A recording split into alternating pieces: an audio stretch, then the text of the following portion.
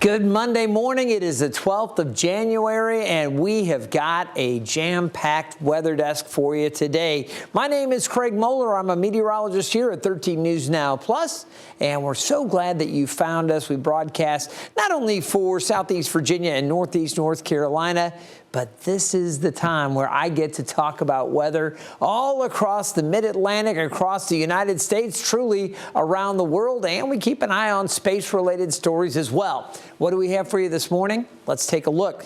First of all, an update, an important update on the status of recovery from Hurricane Helene. We talk so much about this. We get so many important updates coming out of North Carolina. A state hit so hard with the major flooding back over the western parts of the state. Last Friday, I believe it was, or Thursday, we reported on a high school that had opened up more than a year after being destroyed by Helene with all the flooding. That was in Tennessee. We've got an update from North Carolina as they assessed over the weekend kind of the state of recovery, what areas are still really reeling, and who needs more money. We'll have that coming up in a moment. Last Friday, if you were watching, and really I guess Thursday, we talked about tornadoes just to the south and southeast of Oklahoma City. Then Friday, it was southern Mississippi. Well, we've got some video to show you from some of the storms there in southern Mississippi, so we'll update you on that. There was a tornado confirmed on Friday, a second one that was a little more powerful on Saturday as well.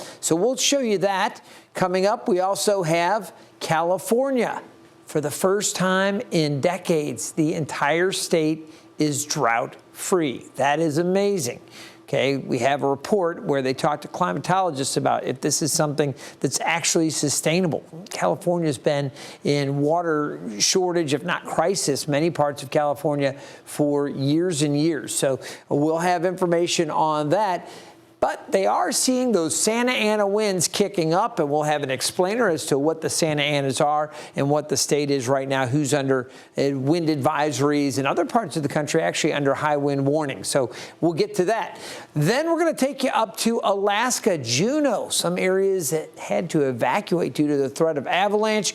There are major wildfire issues raging down in southern Australia, so we'll show you those Aussie fires. And then we're going to talk big temperature swings for Hampton Roads. We've got to look back at some of the biggest swings that we've seen, but we'll talk about the chances for snow and what's on the horizon for the coming week, not just here in Hampton Roads, but across the country. I'll show you two different global models, kind of the outlook as we go. But we're going to start off by talking about Helene and the recovery. And again, it's been this part of the southeastern U.S., specifically western North Carolina and portions of Tennessee, that were hit so hard. We've really focused so much on Asheville. They are still rebuilding more than a year after Hurricane Helene. Over the weekend, Governor Josh Stein visited some of the hardest hit areas to get a closer look at the progress made so far. He toured a home being repaired and the Housing Assistance Corporation in Polk County.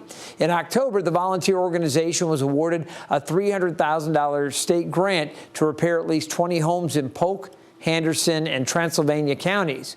Governor Stein says the work is a good start, but the state needs more help at the national level. We need more help from the federal government. Typically, after a major storm like Hurricane Helene, the federal government will give 40 or 50% of the damages to the affected state to help them get back on their feet. Some states have gotten upwards of 70, 80% of the damages. Our damages were $60 billion here in North Carolina. We've received 11%. An estimated 74,000 homes were damaged or destroyed by Helene.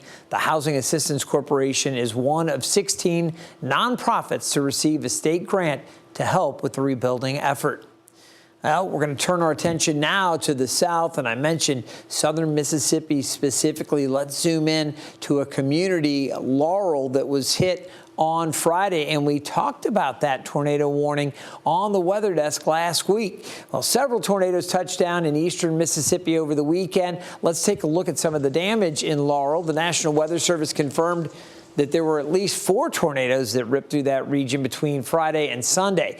This one, the EF1 twister, was confirmed, and there's actually an EF0 there as well, but there's an EF1 confirmed as well. Nearly half a mile, reaching winds up to 75 miles per hour.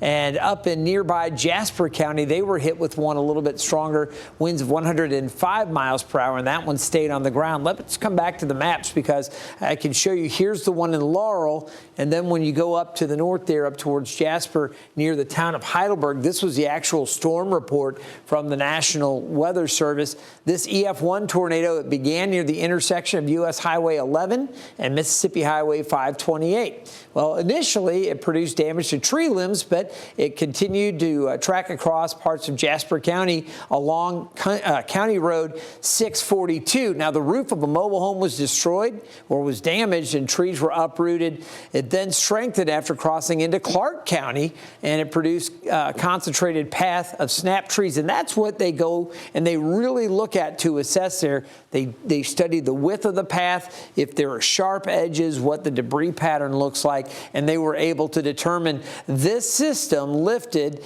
eventually near the Nancy community with maximum winds reaching at 105 miles per hour, the length 9.1 miles. And at its maximum width, it was about 3 football fields wide. So this was, again, an EF1 tornado, but they were certainly rocking Friday and into Saturday down across parts of the Deep South. All right, now we're going to turn our attention way out to the West Coast again, California. You've heard us talk literally for months about the ongoing wet weather impacting California and the Pacific Northwest. Well, there's some good news in that they are finally drying out. We're going to talk more about that in just a second. But we're also going to talk about those Santa Ana winds impacting Southern California. The National Weather Service is extending a wind advisory for San Diego County as Santa Ana winds batter the southern part of the state. Nicole Comstock reports from Fontana. Powerful winds are ripping through the Cajon Pass tonight. Glen Helen Parkway clocking near 40-mile-per-hour gusts as the peak of this Santa Ana wind event continues to charge ahead into the overnight hours. Well, my car is just rocking like it's ready to blow off the road. I waited till it cooled down some before I even left. But Eric Moser still left San Bernardino for LA too soon for his beanie. And that's how we get out. Whoa, there go my hat. He went on a little reconnaissance mission to recover it, the wind giving drivers a little thrill, when what they really want to do on a Friday night is chill. Oh, dude, I don't even want to get out to go to the gas station. Jesus Ariano had to get out in these conditions too. I know trailers hate it, especially because they're always flipping over, specifically in this weather along the freeway.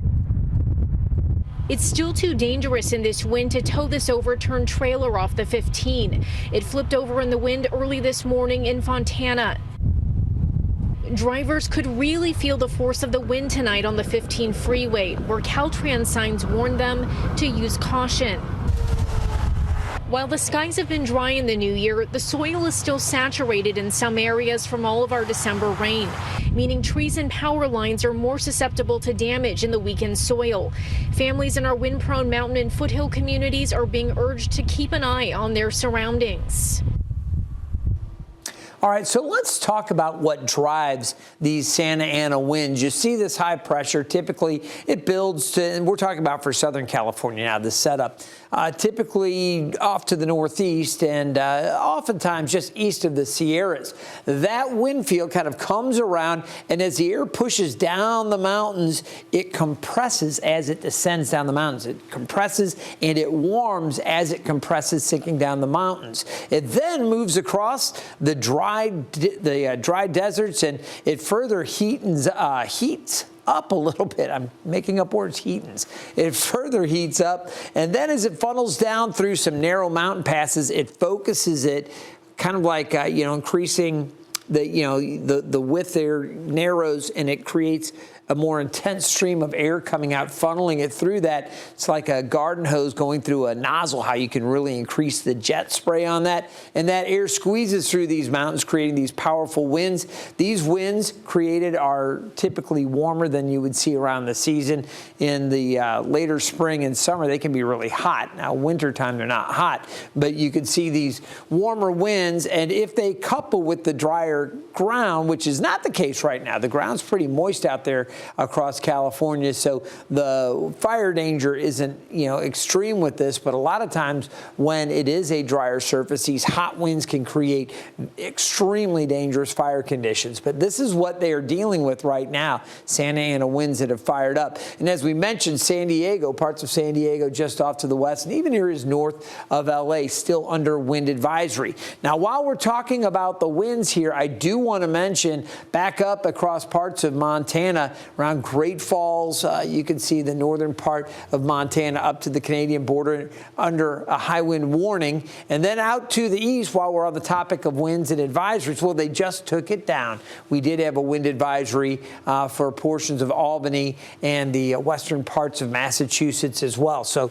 the Albany area, parts of the eastern New York state, and then western Massachusetts were under advisory. They literally just took it down before the start of our weather desk. So that's what's going on out there. Now, we're going to talk about the drought situation, or the lack thereof. California has been seeing so much rain and snow, especially Northern California up into the Bay Area. Drought maps are now showing the state is drought-free. This is from the U.S. Drought Monitor. You don't see any part of California under even moderate drought or abnormal dry. This is pretty amazing, okay? It's the first time that we've been able to show the map this moist for California, drought-free in 25 years. Kayla Moeller heard from climatologists about the weather and if this trend, this more moist trend, is sustainable. This is the first time we have seen that since December of 2000. So it's been quite a while since there's been no D0 abnormally dry or worse being depicted in the state. This week's U.S. Drought Monitor map is an unusual sight to see, as California shows no drought conditions, while much of the rest of the country is experiencing abnormally dry or drought conditions. This water year, which started October 1, we got off to a great start. And we've seen regular storms work their way through over the months. And in the first quarter of the water year, as we rounded into the new calendar year, we're at about 150% of average on precipitation. Our First Alert weather team says this 2025 to 2026 season is considered to be a La Nina year. And for California, that usually means drier conditions. But this year is an anomaly. We are seeing the storms form right off the coast of California. So they're coming right in, inundating the state from north to south. So we've had this heavy, steady rain that has continued. That steady rain has also helped refill California's reservoirs, with 14 of the 17 major ones at 70% or more capacity. But that doesn't mean these conditions are here to stay. Climatologists say we're in a wait-and-see period to see how the rest of winter goes and what things will look like come fire season. That back and forth is something California is well accustomed to. But we'll see then as we get into February and March, when they start their growth cycle, if there's continued moisture to allow for that. And then fire season begins when those grasses begin to dry out. The next week or so is supposed to be fairly dry in the state, warm as well. So again, as quickly as we've seen some of these dry situations get tampered down and relieved, they could be developing again. Well, we will see how things play out eventually, but it's still pretty remarkable to see California without any drought for this time being. So good to see that. All right, across southern Texas, though, the droughts continue. They still have extreme drought. South Texas, back across parts of Oklahoma, and then Illinois, Indiana, into the northwestern part of Ohio. Also some areas of extreme drought. It's been drier in the southeast. You can see areas of severe drought. And as we take a closer look at Virginia and North Carolina, we do have severe drought out in the Piedmont, back towards the Blue Ridge and up around the D.C. area. Much of Maryland Maryland and eastern parts of West Virginia. For Hampton Roads specifically, we're not looking too bad. We are a little bit on the dry side, call it abnormal dry, but there is some moderate drought off to the north and out to the west. So we'll continue to watch that. No rain on the radar right now, so let's turn our attention up to Alaska, and an avalanche forced some residents to evacuate their homes over the weekend. Take a look. This avalanche was caught on camera in Juneau on Friday. Now, the emergency response worker who recorded the video says it was just one of several that he witnessed in under 2 hours. Juneau reported a record snowfall in December, and now the region's dealing with heavy rain. On Saturday, an estimated 4 inches of rain fell. No injuries have been reported, but residents have been advised to prepare for days of potential road closures. All right, now we're going to turn our attention all the way down under to Australia. Mentioned the wildfire situation. It has been a mess, specifically the southern part and the southeastern part of the country. You see Melbourne there. These are off to the west and to the north of Melbourne. This is where crews have been battling dozens of brush fires. And take a look at this. A state of disaster has been declared for Victoria. Extreme heat and strong winds have helped fuel the flames. So far, the fires have scorched at least 700,000 acres, and more than 130 buildings have been destroyed. This has been the worst fire season for Australia since the so-called Black Summer bushfires back in 2019 and 2020. All right, let's update you on what's happening with NASA as we take a look at the big blue marble here. The 4 astronauts are coming home early from their mission at the International Space Station. They're going to splash down off the coast of California on Thursday morning. We told you last week NASA postponed a planned spacewalk due to a medical concern with a crew member. While that astronaut is stable, NASA is now bringing the entire crew home out of caution. You may remember Crew 11 launched on the SpaceX Dragon in August, and they were set to return next month. But again, they're now expected to head back to Earth in the next couple of days. This is the first medical evacuation from the ISS in its 25-year history. A change of command ceremony is set for 2:35 this afternoon. All right, we're going to take a little break, just 2 minutes, but when we come back, we'll take a look at some of the biggest 24-hour temperature changes in Hampton Roads histories. Plus, we've got some more swings on the way. I'll talk about how the week's shaping up and wintry weather on the horizon. Stay tuned.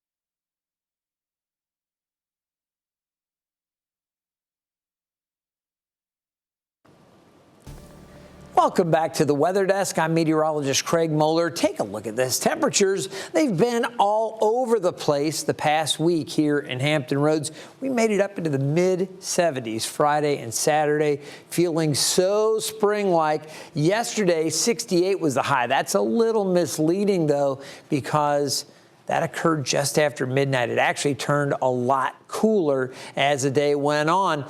Today, we're going to be back in the 40s for highs. So far this morning, just 37 degrees. We will warm up a little bit, but it's going to be a lot cooler than it has been for sure. Chief Meteorologist Tim Pandages is going to break down some of the steepest temperature swings we've seen in Hampton Roads history. If you think the weather around Hampton Roads can change fast, the records prove it. Climate data from Norfolk International Airport shows some of the most dramatic 24-hour temperature swings you'll find anywhere. The biggest temperature drop on record happened January 6th to 7th, 2014. It was a mild 66 degrees one morning, and just 24 hours later, temperatures crashed to 15 degrees. It's a staggering 51-degree drop, the largest ever recorded here. Second on the list came during the brutal winter of 1978, when temperatures fell 48 degrees in one day. Several other events saw drops in the mid-40s, including February of 1989, December of 1967, and February of 1994. All were tied to powerful Arctic cold fronts. But it's not just sudden cold snaps. Norfolk has seen dramatic warm-ups, too. The biggest 24-hour temperature rise happened twice, in January 1995 and again in January 1994. Temperatures jumped 42 degrees in a single day. One morning it was in the teens or 20s. The next day it felt like spring. Other rapid warm-ups in 1981, 1971, and 1996 saw temperatures surge nearly 40 degrees in just 24 hours. These wild swings happen because Hampton Roads sits right on the boundary between Arctic air to the north and warm Gulf air to the south. So when strong fronts move through, temperatures can change fast, sometimes faster than anywhere else in the country. That's Hampton Roads weather for you. If you don't like it, just give it a day.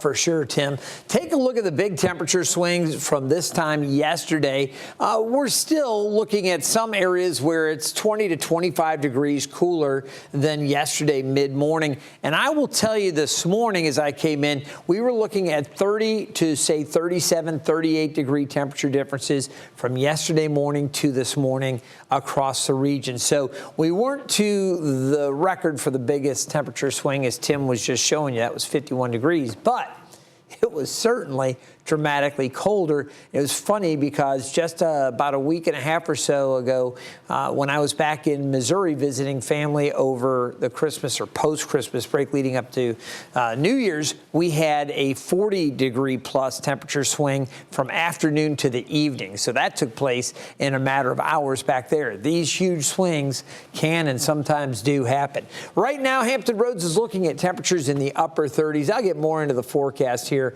on that coming up. You can see today, generally, we're headed for highs in the upper 40s. A lot of sunshine across the region. Let's talk temperature trends here. And again, a little warmer tomorrow and Wednesday back up in the mid-50s. So that'll be a little bit above the average high of 51. But then we're going to trend back down, and it is going to stay cold, most likely Sunday into Monday, Tuesday and Wednesday. So how about the situation across the country? You know, the past couple of mornings we have had, last Thursday and Friday, some severe weather to talk about. As I mentioned, Oklahoma and Mississippi at the time. Now things are quiet and there's really no severe weather outlook or concern for the U.S. today. Looks good. We don't have anything brewing. So let's talk about the changes coming later in the week. I'm going to show you a couple of global models here. We'll start with the European model and talk about areas that could see some snow later on. Now, high pressure is in control here. Remember, that's generating some of those Santa Anas we were talking about back across California. That's going to be the dominant feature. Some wintry weather up around the UP of Michigan and the northern Great Lakes. Some unsettled weather here. Eventually, moisture is going to come into play, and the Euro produces some showers late day down across northeastern and eastern portions of North Carolina. Into Thursday, the Euro really doesn't generate too much for us. It does bring about that cooler air into the upcoming weekend, and it does actually produce another shot at some snow later in the weekend. You can see Sunday, maybe some mix into Sunday of next week. we'll see what happens with that. Again, that's the euro, and that's a full week out. When we look at the GFS, this is the U.S. model now. Same thing, looking out across the country, just to give you another look at this. You see the system down across Texas, same areas. Northern Great Lakes seeing some snow there. The GFS carries that to the east. It also produces some showers Wednesday afternoon, eastern North Carolina. That's why I've got that mentioned in the forecast. But you'll notice as we get into our Thursday, while the euro didn't do much, the GFS does produce a chance for some mix, if not some snow showers across parts of the area. And I'll have more with that coming up here in just a second.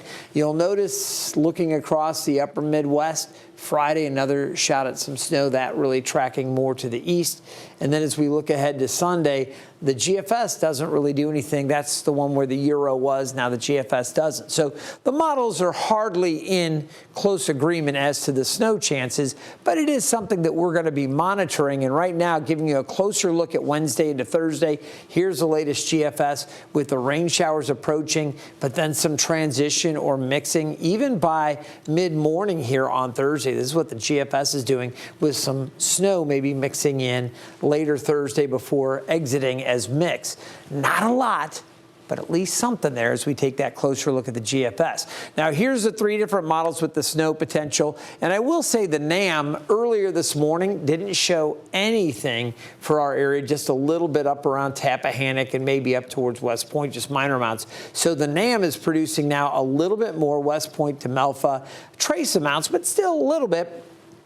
GFS has been the most bullish, producing maybe some snow in the mix, but keep in mind the ground's going to be mixed with some wet weather as well, so very unlikely any of this really sticks. Tappahannock maybe an inch, euro is dry. We're not overly concerned with this, but it is something we'll continue to monitor. We don't have any of that right now. Right now, sunshine and cool conditions as we check in with the Thompson Creek Window Company Skyview, looking across the Elizabeth River over towards Portsmouth. It is sunny right now. Winds are light from the west-southwest. Out on the water for another half an hour, we have a small craft advisory on the ocean. Things will improve later in the day. Here's a look at the forecast, and high pressure will build in. We're dry today and tomorrow. Temperatures much cooler today. You're going to see highs topping out only in the upper 40s for most of the region. That's it. As we head through the overnight, we're back into the 20s inland, and then we'll have low to mid 30s near the coast tomorrow morning. Through the day tomorrow, though, with the southwest wind, that's going to pump our temperatures up a little bit. Mid 50s, as I mentioned, we're back up above average for tomorrow. Today, the high around 48, so mostly sunny. These temperatures obviously cooler. Winds northwest shifting to the southwest at 5 to 10 miles per hour. As we head through the overnight, the low tonight down around 33, mainly clear, typical January cold, very close to average with those slightly cooler readings inland. We'll see some areas into the upper 20s. Then for tomorrow, 54 the high, mostly sunny, highs slightly above average, winds still southwest about 5 to 10 miles per hour. Here's the rest of the 7-day forecast. After the warm up tomorrow, it continues on Wednesday. Chances for those showers over eastern North Carolina. I showed you that with the Futurecast. On Thursday, again, we've got showers mixed. Maybe some snow in there as well. It'll taper off as we head into the evening. Friday should be mostly sunny. Saturday looks good. And then Sunday, as I mentioned, euro trying to throw a little bit of snow in. The other models a little drier for now. So we'll take some time and keep a close eye to that over the coming days. And we'll keep you updated as the picture becomes clearer. Want to remind you can always download the 13 News Now mobile app so you can take our forecast on the go with you. It's free and available on the App Store and on Google Play. I'll tell you, it is a great app. Stay up with our forecast, traffic updates, news alerts. It's all right there. And take some time. We appreciate you finding us here on the Weather Desk. Let your friends know about it. We do this each and every weekday morning at 9 o'clock. We have it on 13 News Now Plus, along with additional special content. Check it out and always find us on YouTube as well. Have a great day. We'll see you next time.